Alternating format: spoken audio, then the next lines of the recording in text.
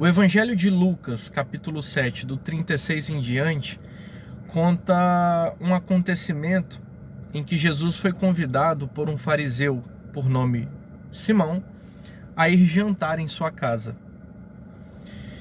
E Simão recebe a Jesus como recebendo qualquer uma pessoa, com desprezo, com repúdio, o tratando da pior forma possível, porque todos os costumes da época e suas práticas foram negligenciados por Simão.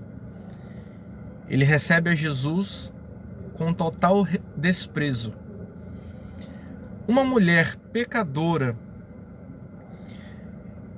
sabendo que Jesus estava na casa desse religioso, ela, em seu coração, entende que deveria ir até a casa desse religioso não para encontrar a religião, mas para encontrar o Jesus do Evangelho.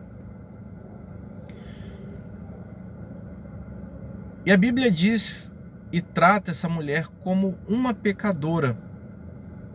Ela não tem um nome e ela não é reconhecida ou lembrada até então por nenhuma de suas qualidades, mas ela é tratada e lembrada por aquelas pessoas pelo seu pecado, com a sua moral questionada, com as suas atitudes completamente reprovadas por aquelas pessoas. O pecado dela provavelmente era conhecido por todos, e esses todos se consideravam superiores a essa mulher pecadora. Entretanto, essa pecadora vai à casa de Simão, e a Bíblia diz que ela tem uma atitude completamente diferente da do dono da casa, do Simão, do religioso, do fariseu. Embora ela não fosse a dona da casa, quem estava ali recepcionando a Jesus, ela tem uma atitude infinitamente superior à de Simão. A Bíblia diz que ela vai por trás de Jesus, em lágrimas, chorando copiosamente, por ter ali em sua presença o seu Salvador, o seu Redentor, o seu justificador. Ela reconhece que diante dela estava o Deus Criador de todas as coisas. Portanto, ela vai até Ele, ela vai até Cristo chorando copiosamente. E com as suas lágrimas, ela lava os pés de Jesus.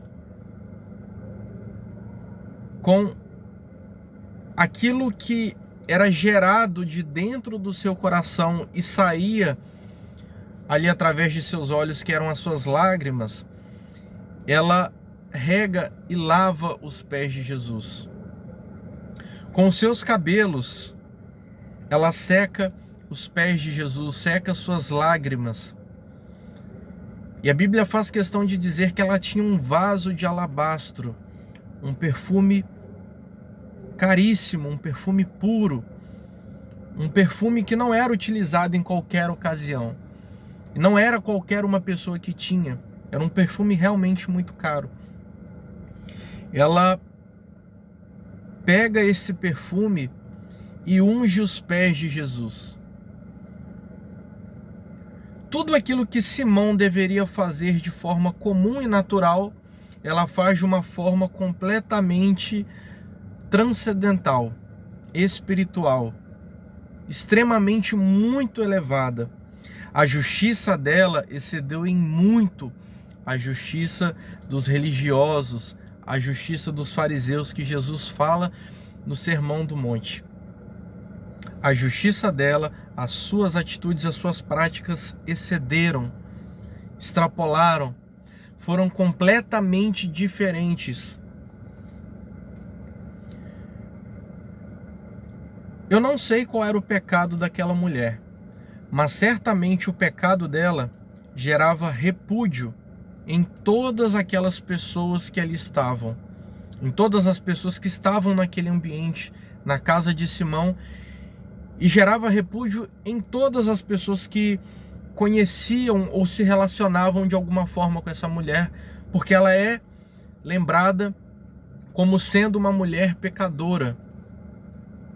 É aquele tipo de pessoa que a gente olha e a gente já discrimina, a gente já despreza, a gente já repudia no nosso coração devido a determinadas práticas, determinadas atitudes, determinados tipos de pecados, determinados tipos de vestimentas que não nos cabem e que nós consideramos tais pessoas como elas sendo pecadoras, como elas sendo indignas, não merecedoras. E a gente sabe do que a gente está falando, a gente sabe quando nós agimos de tal forma, porque foi dessa forma que Simão agiu, porque era dessa forma que as pessoas agiam, dizendo: essa mulher é pecadora, essa mulher não sabe nada de adoração, essa mulher não sabe nada de Jesus, essa mulher não conhece o Evangelho, essa mulher não é digna de estar entre nós. Foi essa mulher que ensinou a respeito do que é adoração e do que se trata o Evangelho e do que Jesus veio fazer aqui na terra. Ele veio buscar e salvar tais tipos de pessoas, pecadores e pecadoras, imerecedores, repudiados, desprezados, doentes, perdidos, oprimidos. Foi para essas pessoas que Jesus ele veio. E é essa mulher que dá uma aula para todas aquelas pessoas sem sequer expressar uma palavra. Foi essa mulher que ensinou o que era adoração sem sequer cantar uma música, sem sequer tocar um instrumento, sem ao menos citar um versículo da Bíblia. Ela deu uma aula do que é o Evangelho e do que e de quem nós somos e de quem Jesus é.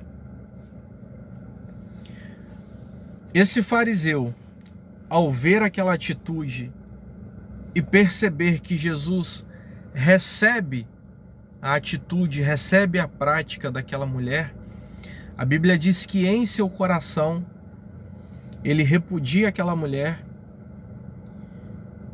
e ele repudia a Jesus. Ele diz assim: se esse homem realmente fosse um profeta, ele saberia quem ela é. Ele saberia o que ela faz. Ele saberia qual é o seu pecado. Ele saberia que ele jamais deveria permitir que ela o tocasse. Jesus, sabendo o que se passava no coração de Simão, ele diz o seguinte: Simão, olha só, vou te contar uma história. 2 homens. Um devia 50 denários. Vamos trazer para a nossa realidade. Um devia 500 reais. Um outro homem devia 500 mil reais. Nenhum dos dois tinha condições de pagar, de quitar, de saldar a sua dívida. Mas o seu Senhor perdoou a dívida de ambos. Quem o amará mais? Simão responde: aquele que teve a dívida perdoada, que era de maior importância.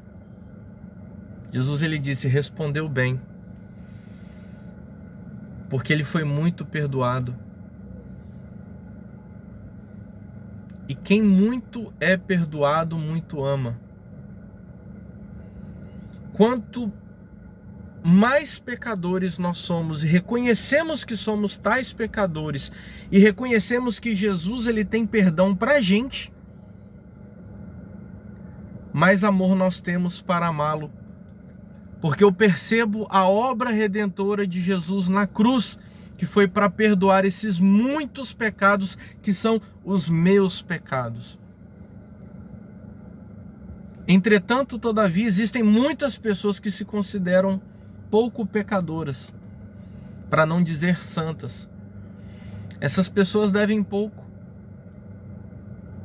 Elas têm a sua espiritualidade criada, formada, estereótipos de religiosidade, e elas consideram que estão muito próximas de Deus e nem precisam de perdão, nem precisam de justificação, porque já estão diante de Deus, já estão ali no templo, que era o caso dele, um fariseu, alguém religioso que tinha acesso ao templo, aos livros, ao culto, clero, à liturgia, enfim. Ele não considerava que ele era tão pecador assim, se é que ele se considerava pecador. Entretanto, ele foi pouco perdoado, então ele pouco ama, ele pouco tem amor em seu coração e pouco pode amar a Deus, porque ele não entende o que é perdão. Quem muito é perdoado, muito ama. Quem muito é perdoado entende de fato o que é o perdão. Aí Jesus, para terminar, ele diz assim: olha, você me recebeu em sua casa, você me fez o convite, você me chamou para estar aqui, mas você, quando eu cheguei, você não me deu água para lavar os meus pés. Aí ele se dirige à mulher, ele olha para a mulher. Essa mulher pecadora que você repudia e que vocês repudiam, ela lavou os meus pés com as suas lágrimas. Você não me deu água para lavar os meus pés, mas ela lavou os meus pés com as suas lágrimas. Você, Simão, não me deu óleo para ungir os meus cabelos. Essa mulher pecadora, do seu vaso de alabastro, do seu perfume, do seu óleo, ela não cessa de ungir os meus pés. Você, Simão, não me deu um ósculo, não me saudou com beijo, mas essa mulher não cessa de beijar os meus pés.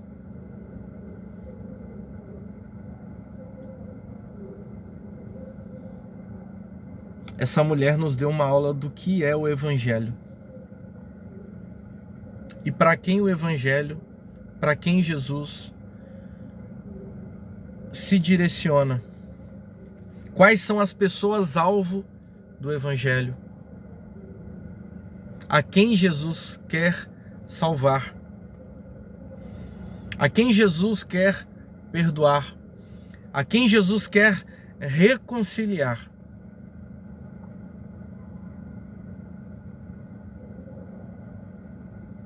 Não podemos ser como Simão. Não podemos agir como Simão. Mas o que mais temos feito é ter atitudes como as de Simão, como as desse fariseu.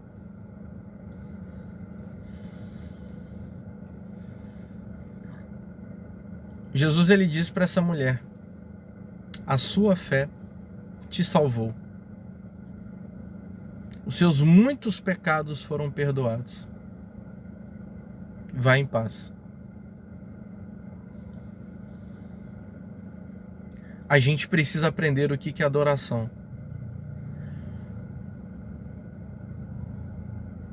A gente precisa entender para quem Jesus veio, para quais pessoas Jesus veio. Jesus, ele é tão misericordioso que ele poderia nem sequer ter falado absolutamente nada com Simão. Jesus, ele recebe a adoração daquela mulher e ele mostra para Simão o que ele deveria fazer. Aquela mulher mostra o que todos devem fazer. Talvez tenhamos estamos nos parecendo com a mulher pecadora, porque todos somos pecadores. Mas talvez nós estejamos agindo como Simão, este fariseu, que despreza, que repudia e que afasta. Mas para ambos Jesus tem salvação. Para ambos Jesus tem perdão. Jesus coloca os dois, mostrando que ambos são pecadores, ambos precisam de perdão, ambos precisam de amor e ambos precisam amar e perdoar. Nós precisamos aprender muito com esse texto. Espero que essa reflexão ela possa gerar transformação na sua mente e nas suas práticas, para que a gente permita que Jesus Cristo, em sua soberania, ele manifeste a sua salvação a todas as pessoas. E eu termino com esse texto que diz assim: porque a graça de Deus se há manifestado, trazendo salvação a todos os homens. Deus, ele não exclui ninguém, ele não afasta ninguém, pelo contrário, ele quer salvar a todos, ele quer perdoar o pecado de todos, ele quer que todos nós tenhamos a nossa vida transformada. Abandonemos o pecado, abandonemos as práticas erradas, neguemos a nós mesmos, tomemos a nossa cruz e sigamos a Cristo. Que Deus assim nos abençoe. Paz e bem.